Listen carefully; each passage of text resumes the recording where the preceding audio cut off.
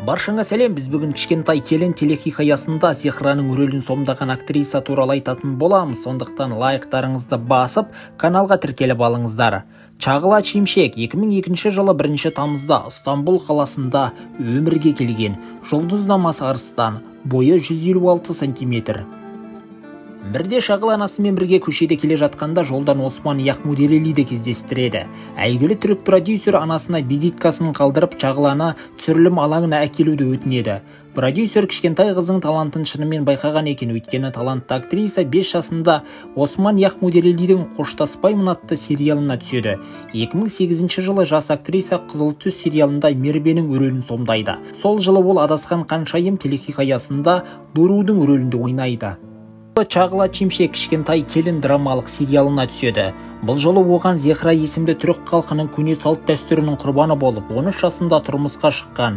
Өмірі драмаға толы қыздың рөлі бұйырады. Аңғал, мейірімді, жүрегі сүйіспеншілікке толы Зехра тұрмысқа шықпас бұрын мектепке барып, білім алып, мұғалім болуды армандап жүреді.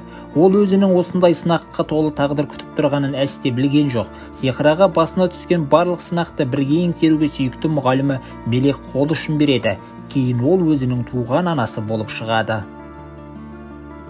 Сериалда басты кейіпкер Зехраны айналасындағы адамдар ұрып-соғып қинайды.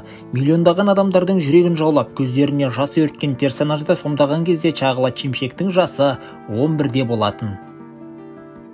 Кейін актриса Элей Фархат пен Шырын сериалдарына түсті. Соңғы жылдары Чағла Чимшек әбден ысыла түсті. Ол кішкентай келіндегі Зехраға мүлдем ұқсамайды. Дегенмен өзінің сұлулығы мен талант арқылы жанкүйерлерін қашанда мойындатып келеді. 2021 жылы ол драмалық «Бауырларым» сериалында басты рөлді ойнады. Чағла Чимшек әлеуметтік желілерде де белсенді.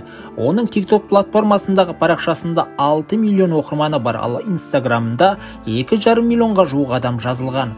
Парақшаларының сілтемесін ақпарат алаңына қалдырдым. Чағланың кинематография саласындағы қысқаша тарихы осындай. Видеоны лайк басып, комментарий жазып, каналға тіркелуді ұмытпаңыздар. Әзірге аман сау болыңыздар.